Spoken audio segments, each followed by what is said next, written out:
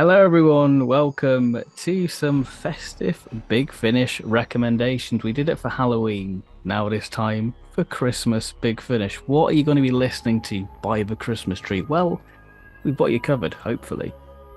Fingers crossed. This is your listens to maybe make a nice Christmassy hot chocolate for. Sit down, relax, as you say, by the Christmas tree, soak in the festive spirit, and enjoy some Big Finish. I think we'll get the obvious one out the way first. The Chimes Yeah, Midnight. The seems wise. it's the one you'd probably expect on the list, and rightly so. It's a classic, one of the stone cold classic Big Finishes, what you'd expect, and it's great. Christmas wouldn't be Christmas without plum pudding and Chimes of Midnight. I mean, if you've got your vinyl as well, that can add to the extra coziness, can't it? If you've got that crackling away in the Oh, background, because yeah, it is one of the few they released in that format. Like it was like a special look back, wasn't it? yeah. It's got like the That's exclusive making of, and yeah, mm, all good. yeah. Although good luck finding that now because that Yeah, is it was expensive when it first came out, but now that it's out of print at Big Finish, yeah. We'll set you that it's back a gone quite a bit. few £100, I would say. Mm. But the download is only 2.99, Or and Spotify. yeah, it's also often on sale as well, so even cheaper. And as you say, Ben, Spotify. I believe Exactly. Audible have some as well on there. They probably Like do. yeah, so it's out there. It's pretty easy to find and won't set you back much or anything at all, perhaps. Exactly. It's If, by Rob Sherman. You know that it's going to be a classic. mm.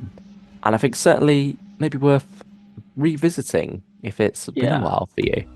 because yeah, it is one. It's sort of like got that same mythical status as some classic Who monoliths do to Big Finish fans, doesn't it? Yeah, yeah, Like this yeah. is your pyramids of Mars Cave runners, of aren't they? yeah Yeah. of Big Finish stories. So yeah, certainly maybe tiny bit overhyped, but still very very good. Yeah. I think there's Uh, a better Eighth Doctor Christmas episode on this list, but we'll talk about that. yeah, we'll get to that. But first, let's go back a Doctor, talk about the Seventh Doctor and the wonderful Grey Man of the Mountain, which is now 3 years old, came out in 2020. It features John Coleshaw as the Brigadier alongside Sylvester McCoy as Seventh Doctor and Sophie Aldred as Ace, going up Ben McDooey Hmm. up in Scotland. And it's a wonderful little Christmas story, isn't it? You got the pub setting, all very cozy, where the Doctor and the Brigadier are chatting about old times while Mince tucking in some mince pies. pies. Yeah. And then you've got a bit of a mystery on the mountain as Ace has made new friends and they're trekking up to find the Grey Man. I really love this one. Yeah, which is basically the Scottish equivalent of a Yeti. What the story suggests, and I love it when Doctor just sort of puts their own twist on sort of myths and legend and folklore, and I think Yeah, we're talking about the folklore Yeti here, not the robot Yeti of the Great Intelligence. yeah, they do get reference, so they do get a They reference do. within this, and it's a brilliant story. The soundscape's wonderful because it really creates the harsh environment of Ben McDooey. Yeah, which I think, listening to that sort of setting does make you feel extra cozy. Like, makes you more appreciate the warm surroundings that you might be Yeah, listening to it. it makes you wrap around your hot chocolate just a little bit tighter so you don't get frostbite in your hands like one of the characters does. Oh, very much so.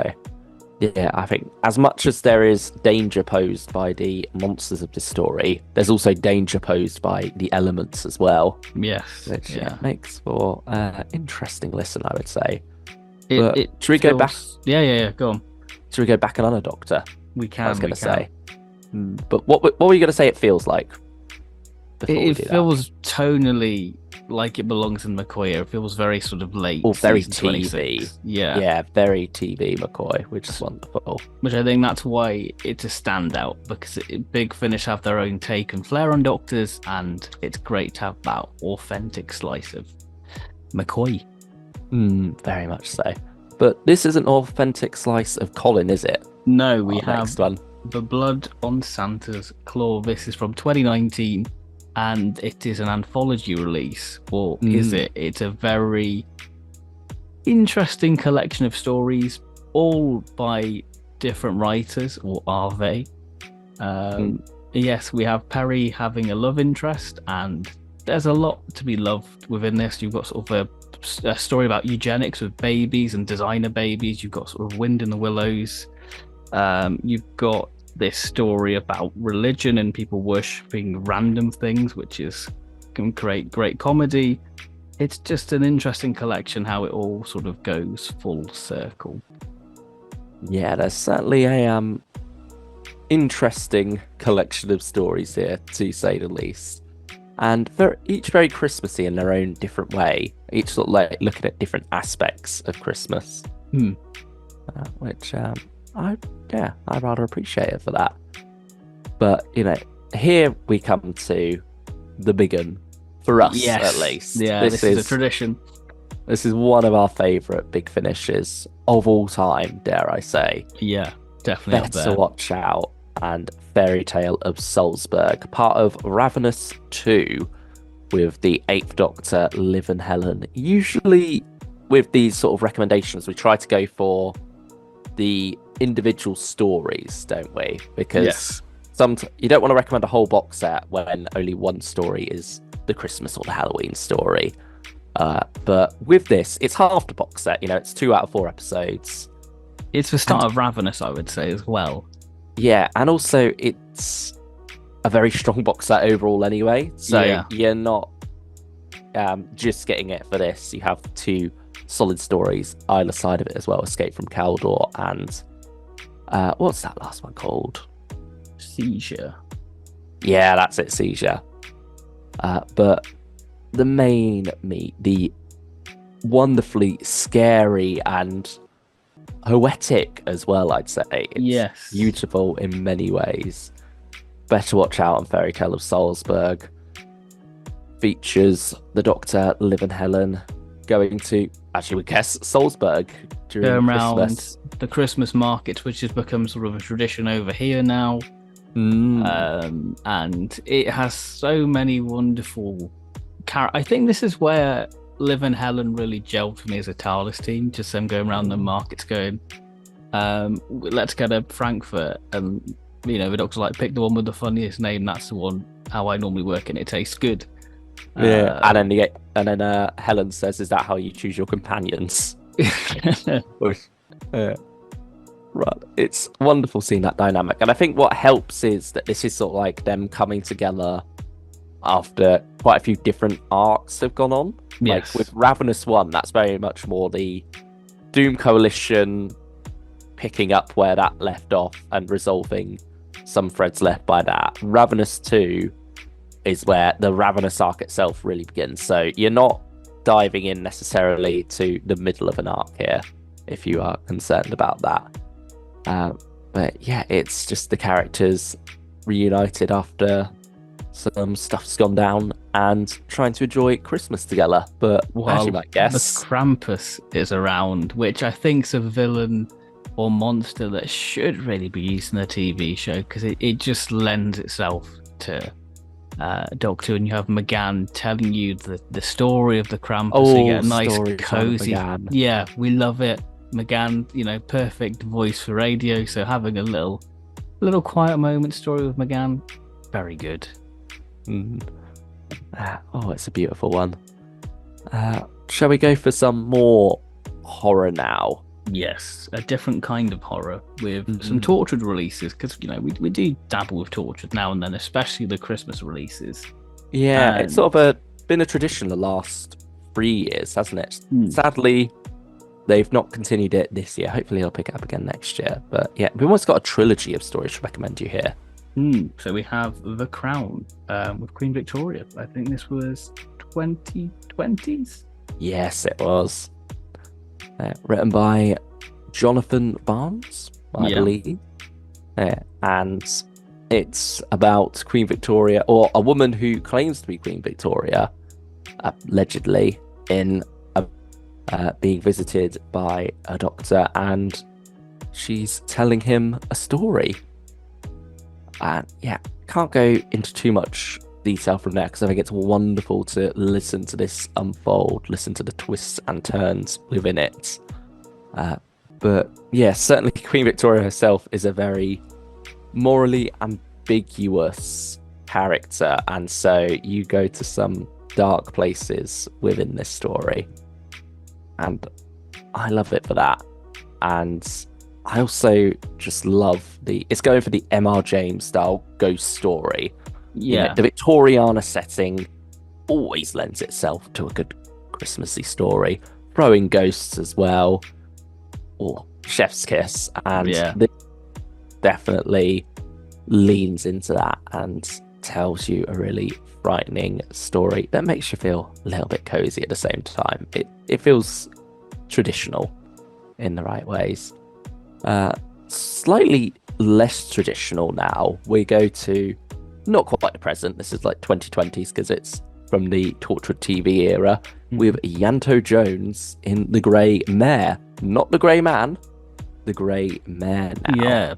And again, it dives into folklore, doesn't it? With the Mary Lloyd, which is sort of a tradition where you'd have sort of people going around with a horse's skull and sort of bed sheets, and it would sort of try and sing its way in to let you in and get goods and stuff like that. I think that's how it works. It wants to come in from the cold into your house, but you're not meant to let it in, and it's a whole Welsh tradition. So obviously, perfect for Torchwoods, but it's a little bit more creepy than it plays out as in real life. I mean, it's already a bit of a creepy concept. Yeah. And yeah, this little Torchwood audio goes a long way with that. And it's also a nice little character piece for Yanto as well, as he wants to spend Christmas alone, away from Cardiff, away from the hub, all that chaos. He just wants a nice, quiet Christmas to get drunk by himself.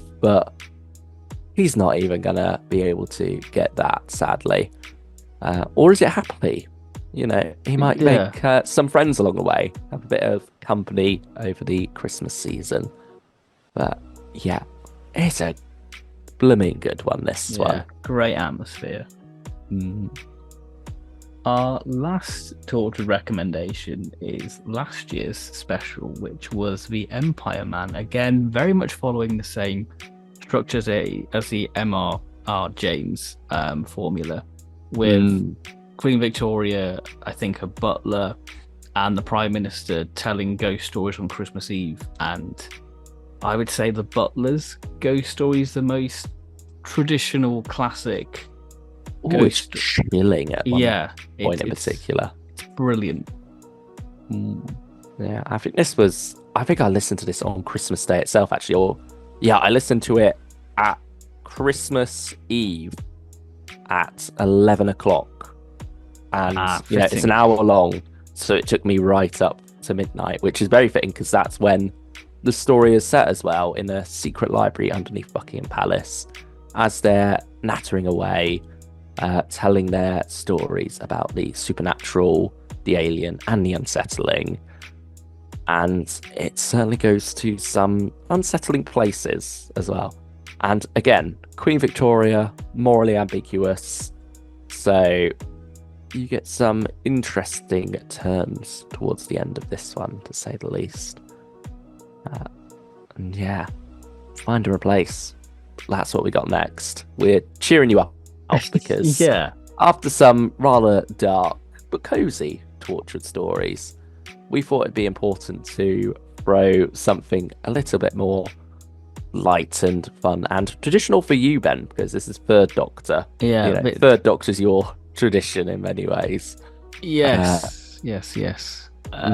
This is the first time Big Finish dabbled into older Joe, and dare I say it, it's better than the box that we had this year, Return of Joe Jones.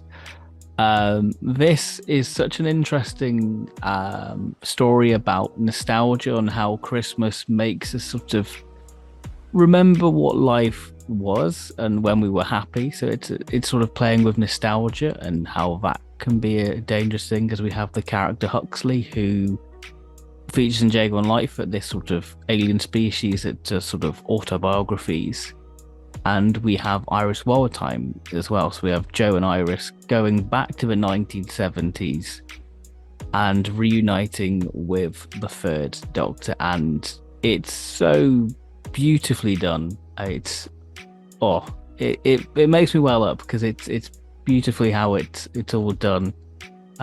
With the message behind it, it's really, really top-notch stuff and is a real strong story in the Companion Chronicle catalogue. Mm. But continuing with Iris Wallertime, because we can't get enough of Katie Manning.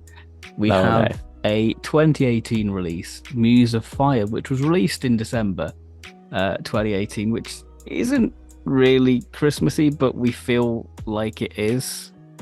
It's got a nice cozy feel to it that does suit Christmas, despite the fact that it's not really set around Christmas. The word Christmas is never really mentioned, but nevertheless, there's something about the vibe of this story that's very wholesome, as the Seventh Doctor, Ace, and Mr. X spend a little bit of time in France in the 1920s. Yeah, sort of, post-war. There's lots of art around, which is very much the focus of this story, and it's rather chill, really. Yeah. I think it's a lot of it's just the characters interacting and exploring a bit. There is plot there as it goes on, but I think a lot of what you're there for is just the characters, their ups and downs as they interact. A lot of cafes. Certainly stopping off at a lot of cafes. But despite, that what would seem like a more slower pace, it fills it out with such strong character moments, and I think really does make it fly past. You don't want it to end, though. That's the wonderful thing about this story, I feel. It's about exploring the world that the story creates, isn't it? Yes. Really. And it's a wonderful story. And I love the end credits as well. That may sound like an odd thing to say, but if you've listened to them, you know what I'm talking about. If you don't know what I'm talking about, listen to them. After the rest of the story, of course, because that's what you're mainly there for. It's the Seventh Doctor versus Iris Wallertime, and that's an interesting combo, to say the least. No, yeah, very much so. But shall we take things full circle now? We started off with 8 and Charlie at Christmas. Let's end things with 8 and Charlie and a new friend, Audacity, at Christmas. In the bleak midwinter. Indeed.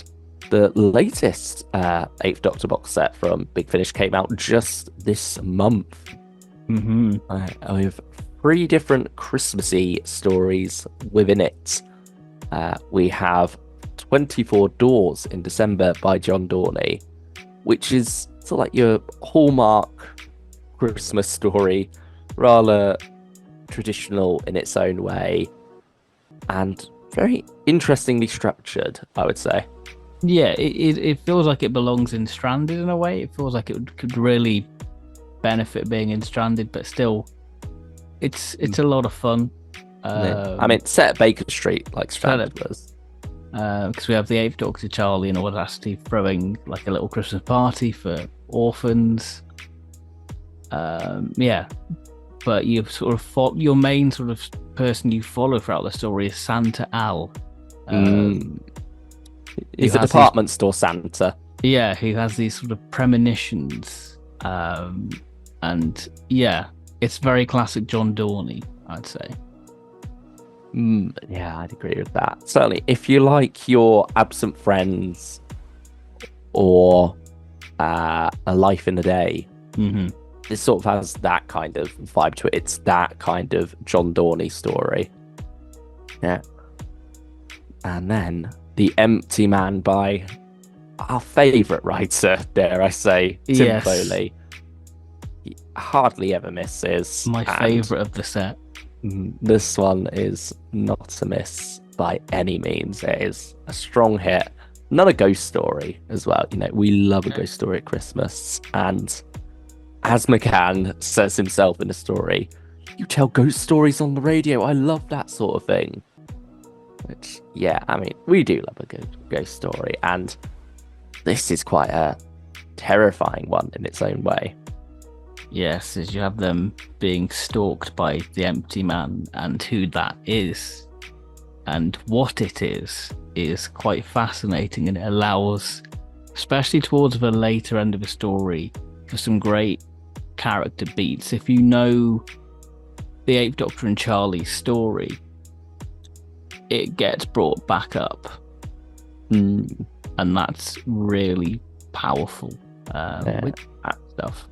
I think it also deals with a bit of fallout from Tim Foley's script in Audacity, the box set as well. The Great Cyber War is very much like a follow-on from that. I mean, the whole box set is sort of following on from there, so that one's certainly worth a listen as well. You know, that's your introduction to Audacity herself.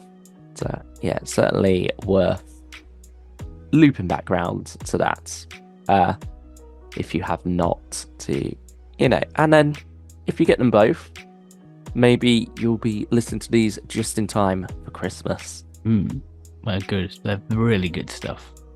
And finally, Winter of the Demon by Roy Gill. Tell us about this one, Ben. So this is set in Edinburgh, which is very pretty, and it's become one of my favourite places. Yeah, you were there not too long ago, weren't you? So it felt quite nice getting all the little references, like Prince History, and then, you know, Charlton and stuff like that. So this is set around the winter solstice, as Edinburgh's sort of this scientific hub, and it's Edinburgh trying to become a powerhouse, and there's going to be a power station, but they aren't burning coal or any fossil fuels, and we have the winter demon itself. So yeah, it utilizes the setting. It sort of links to the other two stories to a degree of what's happening with the TARDIS, and it's a lot of fun. Great character moments for everyone involved, whether that be McGann. Charlie gets a bit of a love interest within this, with one of the soldiers from the barracks at Edinburgh Castle. It utilizes everything to its advantage, and it's, again, great.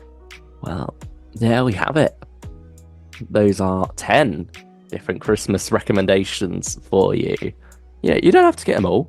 There might not be time to listen to them all before Christmas, but, you know, I think hopefully there's variety there. Yeah, there's something that will catch your ear there, because Big Finish have put out quite a lot of releases, and we've still got more to come. Sense. We've got an 11th Doctor one coming out next week. I don't know if this video is going to be out before then, but that's happening.